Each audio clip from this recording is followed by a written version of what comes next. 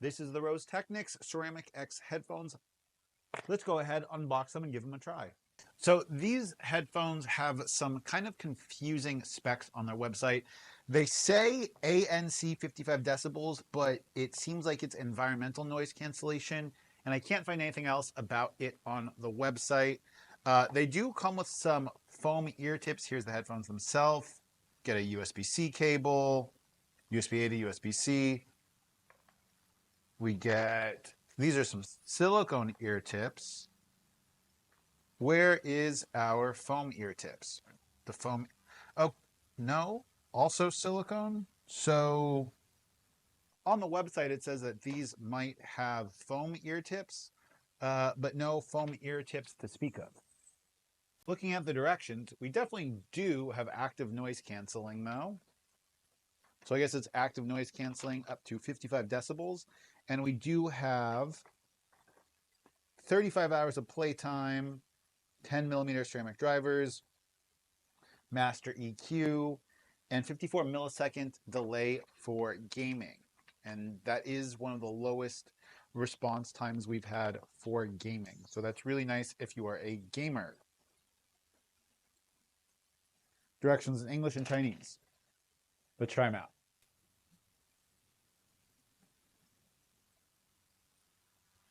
Taking them out of the packaging. Lid feels nice. They do feel kind of plastic fantastic. The case is pretty light, although I do definitely like the hinge design. Oops. Durability test.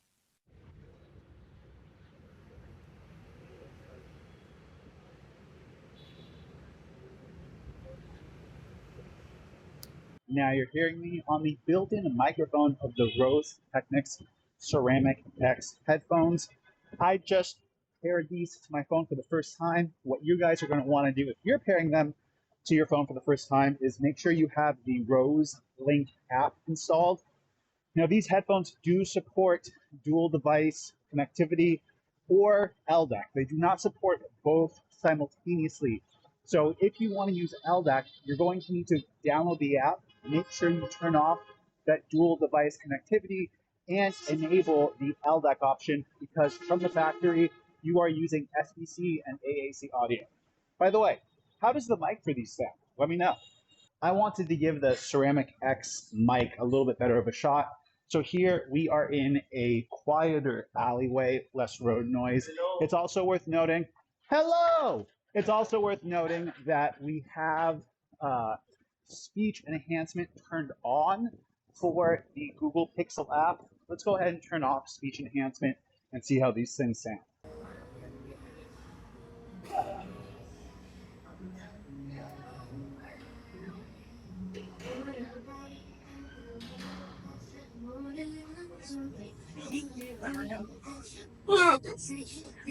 One more thing that you want to do when you download the Rose Link app to change the multi-point versus LDAC settings for the Rose Technics Ceramic X, you're going to want to make sure that you have the hi-fi EQ enabled.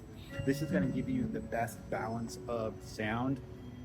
So far, I've just been listening to a live DJ set here, and I have to say that for 20 bucks, the ANC is pretty decent. The sound quality is pretty good. Let's go ahead and continue this workout and then get out on the street to test the ANC a little bit more. Battery life so far with these seems to be great. After about an hour and a half workout with ANC on, the headphones are still at 90% battery life, which really makes it seem like we're looking at anywhere between like 6.5 to 7 hours in real world usage with ANC and music at about 50% volume. These things advertise a 10-minute charge, getting you 6 hours of playback. I'm going to assume that would be at SBC or the AAC audio codec and active noise cancellation turned off. But so far, really impressive battery life with these.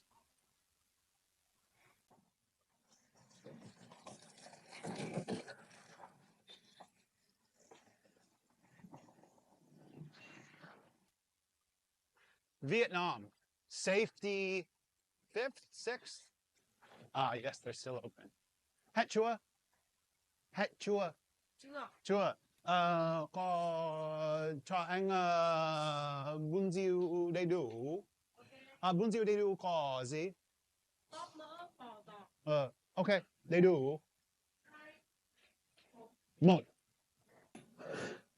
So one thing I really want to touch on with these is the transparency mode, because the transparency mode actually seems to do a decent job. I don't have any of the weird echoing sound that I have had with other transparency modes in active noise canceling headphones, and now they turned a fan on, so hopefully you guys can still hear me. Although I might prefer the flavors, textures, spiciness of Thai food, my experience living in Thailand for 3.5 months tells me that in general, Vietnamese food is probably a little healthier for me. There's less oil, less stir-fried stuff, more vegetables, less sugar. And after living in Vietnam for 8 years now, yeah, I guess I have an emotional soft spot for Vietnamese cuisine. Based on my initial impressions of the Rose Technics Ceramic X, two things I've really enjoyed so far. First has been the overall size and weight. I totally forget that these things are in my ears and they just kind of seamlessly blend in with my day. The second thing that I really like so far has been the overall tuning of these headphones. The bass and sub bass for them is really kind of strong, punchy without being super sloppy. The treble and the highs are kind of bright, sparkly, but they don't feel shrill or like fatiguing at all. And overall, I think that these are very kind of fun, energetic headphones. And for people that are looking, for a pair of budget headphones that have good tuning, these are a good choice. One more thing I'd like to touch on, which kind of has to do with most Roseselsa or Rose Technics headphones, is their excellent control layout and the fact that you can use their application to reprogram most of the controls to suit your needs. As it is, right out of the factory, we have controls for volume, play, pause, start, stop, summons assistant, all of the active noise canceling modes, and reverse, which is something that we can't say about other headphones, especially other budget headphones in this price point. Now, spending the day with the Rose Technics Ceramic X headphones, I want to start this off by mentioning that I am using the built-in microphone of the Rose Technics app in my quiet yet pretty echoey studio. I have voice enhancements turned off on my Google Pixel 8 Pro. And let's give you guys some of the specs. And we're going to start with a 10mm driver, pretty decent size driver for in-ears like this. You're looking at LDAC, AAC, SBC audio codec, Bluetooth 5.3, active ANC with up to 55 decibels of active noise cancellation, hybrid ANC technology with an anti-wind mode, transparency mode as we talked over, 4 microphones to capture the sound of your voice and to help with that ANC. Dual device connectivity if you are not using LDAC, IPX5, water and dust resistance, battery life up to 10 hours on a single charge of just the headphones, and anywhere between 35 to 50 hours total with the case, and that's going to depend on whether or not you are using ANC or not, along with whether or not you are using LDAC.